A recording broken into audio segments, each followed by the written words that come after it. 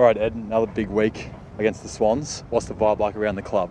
I think it's pretty positive at the moment. I'm disappointing on Saturday to go down to Port. We thought they were really good, and for us, didn't feel like we were atrocious, but just lots of things that we can work on this week, and we're really excited to head up to Sydney.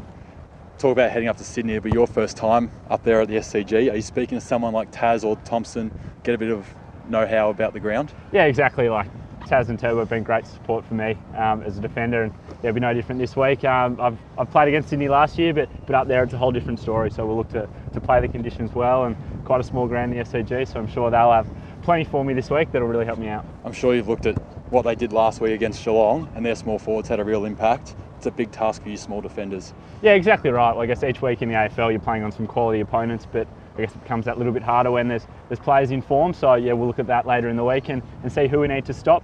Well, I guess you get a bit of experience playing on those small, exciting forwards out here with Jai Simpkin and Kane Turner and those type of guys. Yeah, exactly. Kane and I have had quite a few battles over the pre-season, and even now I enjoy playing on Nick Larkey, and I think that's the great thing about having lots of young, talented prospects coming through. We can all challenge each other on the track, and yeah, it really helped me heading into the AFL.